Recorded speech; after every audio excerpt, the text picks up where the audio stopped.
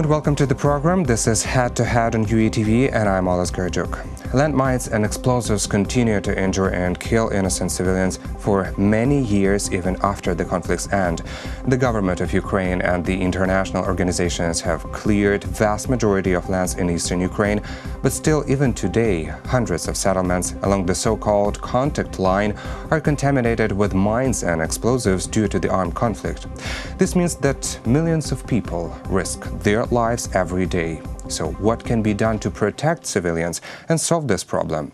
Today we'll discuss this with Anna Rich. She is UNHCR Protection Cluster Coordinator. Hello, and thank you for being with us today. Hello. So how can you describe the situation in regard of landmine and explosives contamination in the east of Ukraine nowadays? Well, unfortunately, Ukraine ranks as one of the most contaminated countries in the world.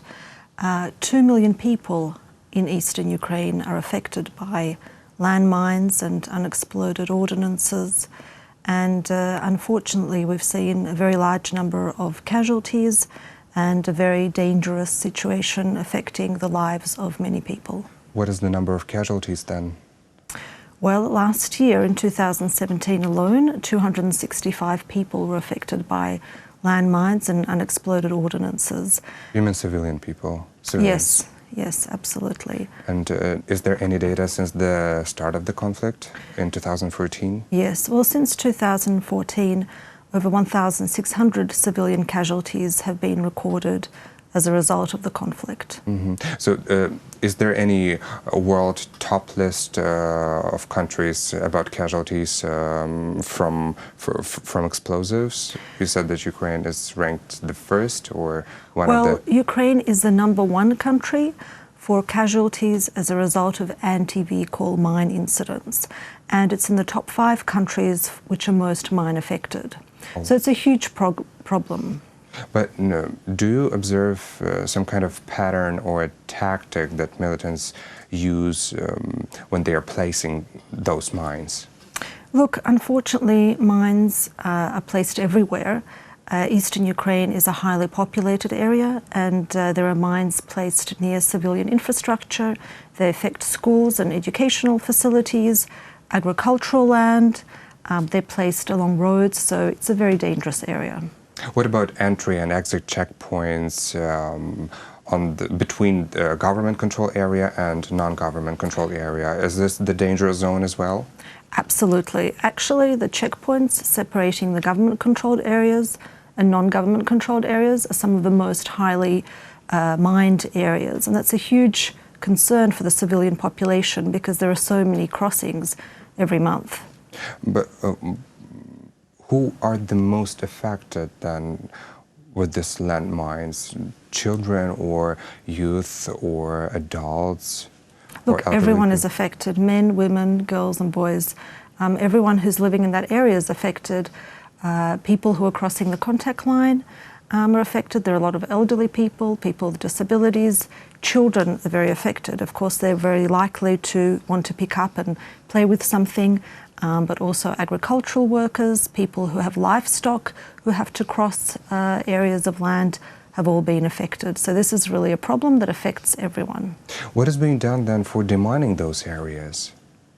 Well, there are a range of organizations who are working on demining. However, because Ukraine is just so large and the areas along the contact line that have been contaminated by mines are also so large, it's really a huge issue. It's been estimated that even if the conflict were to finish today, it would take decades in order to clear all the land. Yes, according to some experts, about 40 years minimum.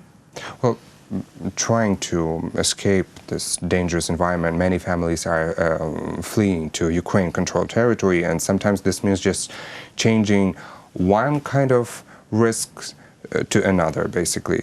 Does OCHA, your organization, provide any assistance to those ones? Well, yes, there are about No, absolutely. There are about 1.5 million internally displaced people in Ukraine, and they face a range of protection and humanitarian concerns. Some we already discussed, such as the freedom of movement along the contact line, also access to documentation, access to their pensions and social services as well. So there are many key humanitarian concerns. You mean access to the documents and access to the pensions, that people who remain on the occupied territory, it's hard for them to travel to the Ukraine-controlled territory to get their social provisions? That's right. People who are living in the non-government controlled areas have to cross the contact line to go to the government controlled areas to be able to access their pensions and social benefits. What about IDPs who live on government controlled areas? IDPs who live on government controlled areas also have faced a range of issues, including finding housing and employment, access to livelihoods. So they're some of the people that humanitarian organizations are trying to help. Mm-hmm. And what are the key protection concerns for those people?